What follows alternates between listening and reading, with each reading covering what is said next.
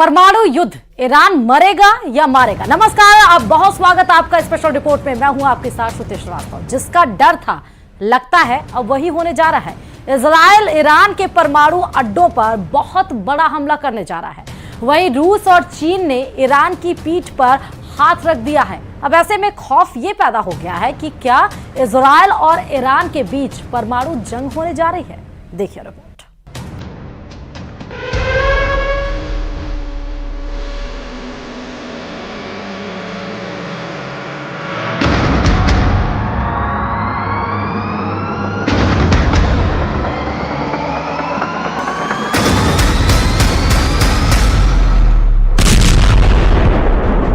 परमाणु युद्ध, ईरान मरेगा या फिर मारेगा।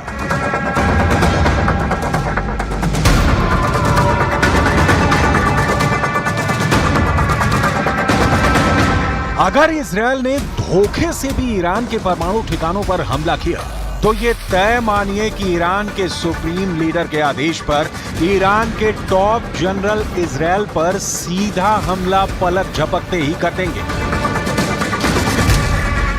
ईरान के बंकर में घातक मिसाइलों का ऐसा जखीरा मौजूद है जो इजराइल को विनाश करने के लिए काफी है।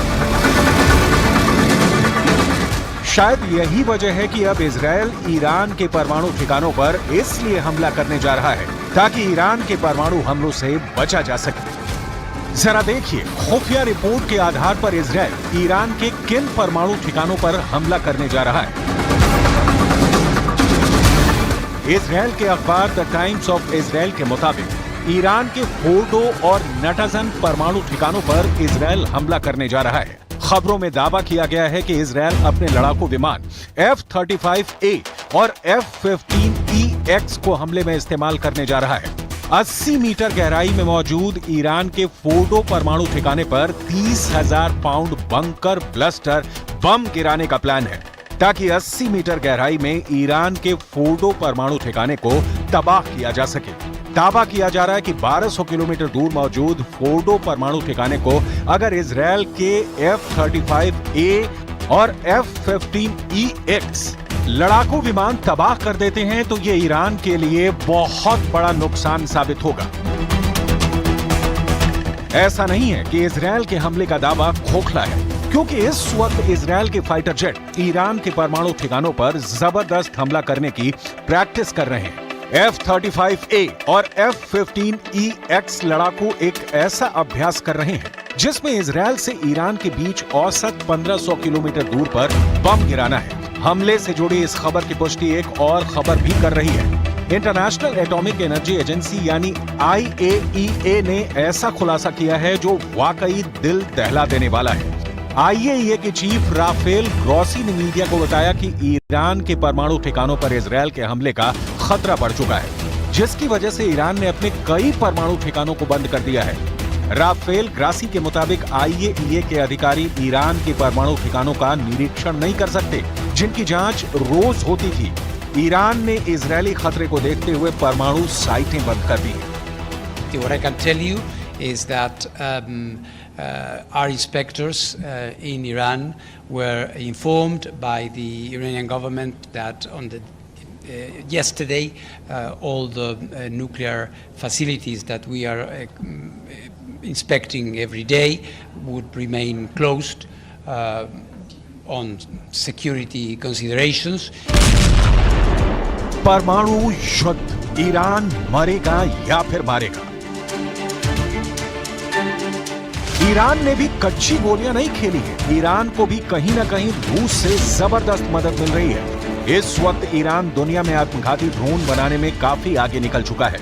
उसके पास हजारों की तादाद में बैलिस्टिक, क्रूज और हाइपरसोनिक मिसाइलें हैं, जिसमें से कई परमाणु बम से बहुत कम वक्त में लैस हो सकती हैं।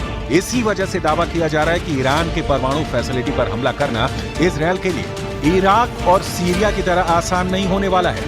सबसे पहली बात, ईरानी परमाणु फैसिलिटी बिखरी हुई है और उनमें से कई पहाड़ियों में स्थित है। दूसरी बात यह कि इजराइल से ईरान के परमाणु स्थलों तक सीधी उड़ान के लिए भी हवा में ईंधन भरने या ईंधन भरने के लिए लैंड करने की आवश्यकता होगी। ईरान और इजराइल के बीच जॉर्डन, इराक और सऊदी अरब स्थित है। जिनमें से कोई भी इजरायली लड़ाकू विमान को ना तो लैंडिंग की इजाजत देंगे और ना ही अपने आसमान से उड़ान भरने की मंजूरी देगा। तीसरा यह है कि इजरायल से ईरान के बीच की दूरी 1800 किलोमीटर है, जहां पर इजरायली वायुसेना के लड़ाकू विमानों के लिए परमाणु ठिकानों पर हमला करना जरा भी आसान नहीं होगा। اما چنانچه رژیم اسرائیل دست از پا خطا بکنه این بار پاسخ ایران همونطوری که نیروهای مسلح اعلام کردن حداقل نخواهد بود بلکه فوری و شدید خواهد. इधर इजरायल के PM Benjamin Netanyahu fighter jet F-15 base का दौरा कर चुके हैं। नेतन्याहू भले ही ईरान को तबाही की धमकियां दे, लेकिन जो हालात इस वक्त चल रहे हैं वो बेहद खतरनाक है। जरा देखिए ईरान क्यों कह रहा है। अभी तो ट्रेलर देखा है, युद्ध तो होना अभी बाकी है।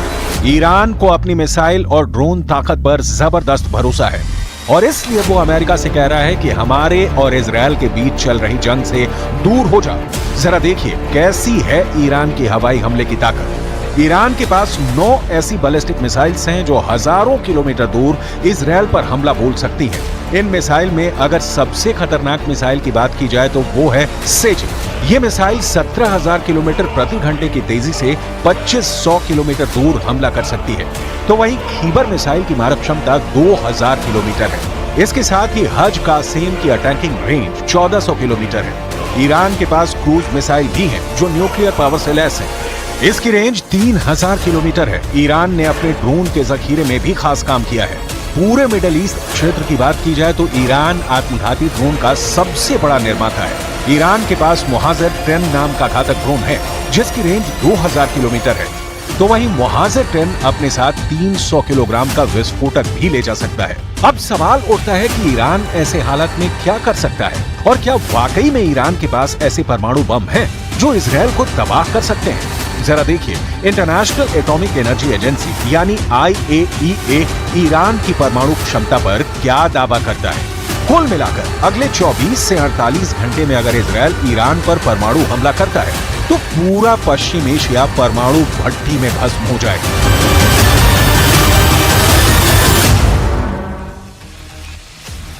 और अब स्पेशल रिपोर्ट में बात करेंगे ईरान और इजरायल का तनाव महायुद्ध की ओर बढ़ रहा है। युद्ध के खतरे के बीच दुनिया 2 कैंप में बंट गई है। ईरान बड़े हमले के डर से इस्लामिक देशों से समर्थन मांग रहा है और इस बीच ईरान इजरायल वॉर में पाकिस्तान की एंट्री भी हो गई है। ईरान के राष्ट्रपति पाकिस्तान का दौरा करने वाले हैं। ऐसे में कयास ये लगाए जा रहे हैं कि क्या ईरान पाकिस्तान से एटम बम वाला कोई वादा चाहता है। देखिए रिपोर्ट।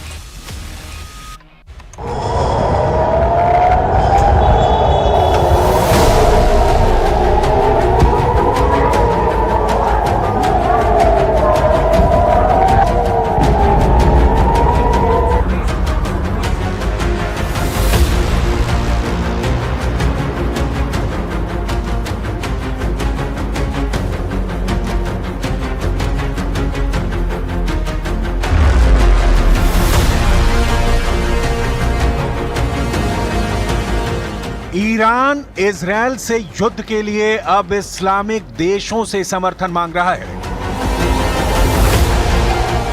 ईरान ने इजरायल पर हमला तो कर दिया, लेकिन अब उसे शायद इजरायल का डर सता रहा है।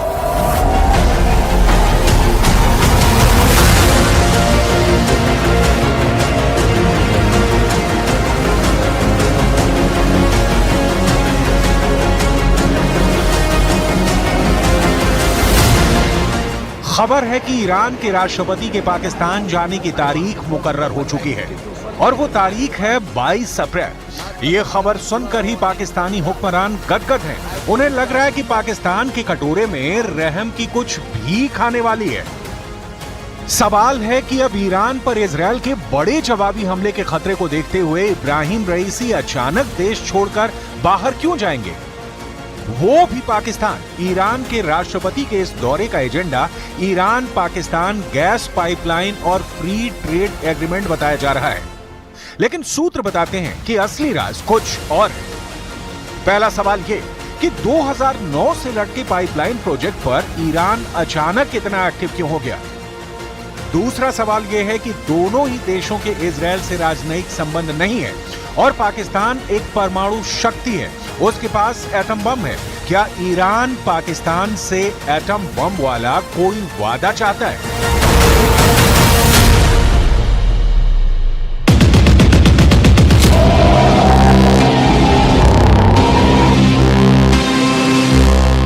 इजराइल लगातार ईरान के परमाणु प्लांट समेत बड़े ठिकानों को तबाह करने की धमकी देता आया है। ऐसे में इब्राहिम रईसी का पाकिस्तान की तरफ रुख करना बड़े सवाल पैदा कर रहा है।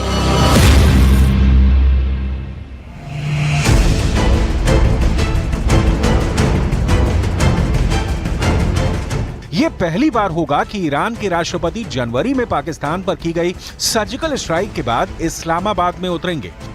पाकिस्तान में किए गए हमले के बाद पाकिस्तान ने ईरान से अपने राजदूत को वापस बुला लिया था। दोनों के रिश्तों में खटास आई, लेकिन एक बार सब लाइन पर आ चुका है।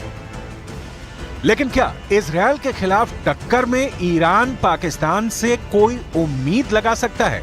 इस वक्त ईरान अपने लिए दोस्त जुटा रहा है, इसलिए देखिए कौन है इजराइल के कैंप में और कौन है ईरान के कैंप में।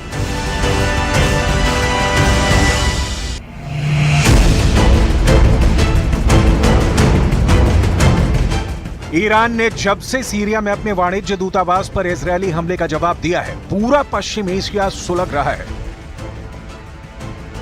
गाजा की आग भी लगातार जल रही है,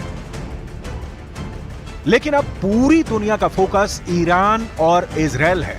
इजराइल पर 300 से ज्यादा मिसाइल और ड्रोन के हमले के बाद ईरान को भी यकीन है कि इजराइल हमला जरूर करेगा और पूरी दुनिया जानती है कि अपने दुश्मन को इजराइल तब तक मारता है जब तक वो पूरी तरह तबाह नहीं हो जाता। माफी शब्द इजराइल की डिक्शनरी में ही नहीं है। Different options are on the table. They've been presented to the war cabinet. They've been discussed, and as I've said, the moment the retaliation will come, it will be quite clear to the Iranians and the rest of the world that Israel will continue defending itself whenever necessary from whatever aggressor will be facing. Iran को उम्मीद है कि पश्चिम Asia के Islamic मुल्क कम से कम Israel के खिलाफ खड़े होंगे और इस युद्ध में उसका साथ देंगे। लेकिन ईरान के प्लान में पलीता लगाने का काम किया जॉर्डन ने। जब इजराइल पर ईरान मिसाइल और ड्रोनों के जरिए हमला कर रहा था, उस वक्त सिर्फ इजरायली नहीं, जॉर्डन के हथियार भी ईरान की मिसाइलों और ड्रोन को धुआं कर रहे थे। जॉर्डन ने ईरानी ड्रोन और मिसाइलों को खत्म करने के लिए अपने फाइटर जेट उतार दिए। जॉर्डन की तरफ से जारी बयान में कहा गया, अपने नागरिकों की सुरक्षा सुनिश्चित करने के लिए अपने हवाई क्षेत्र में उड़ने वाली वस्तुओं को रोका गया। कुछ टुकड़े कई स्थानों पर गिरे, लेकिन कोई खास नुकसान नहीं हुआ। किसी नागरिक को चोट नहीं आई है।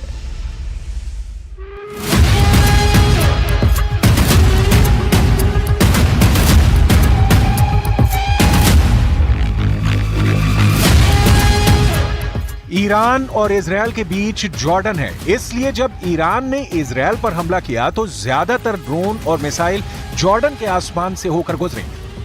जॉर्डन पहले ही चौकन्ना हो चुका था और फिर उसने अपने विमानों से बहुत से ड्रोन मार गिराए, जबकि ईरान की कई मिसाइलों को अपने एयर डिफेंस से उड़ा दिया।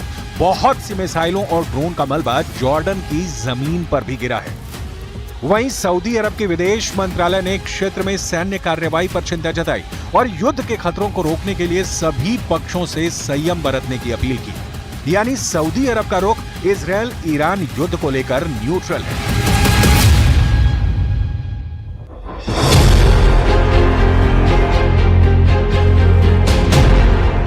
अमेरिका पर इस वक्त सबकी नजर है और अमेरिका पूरे पश्चिम एशिया के हालात पर नजर बनाए हुए है।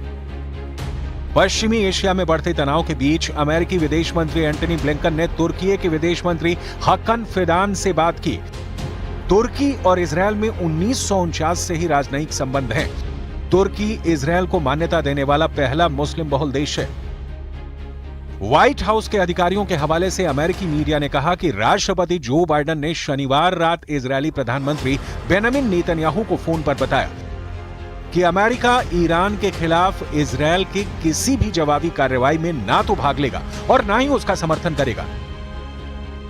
यानी अमेरिका हर हाल में यह चाहता है कि इजरायल ईरान के साथ युद्ध में ना फंसे। लेकिन एक स्थिति ऐसी भी है कि इजरायल जब युद्ध में फंस जाएगा तो अमेरिका को खुलकर मैदान में उतरना ही पड़ेगा।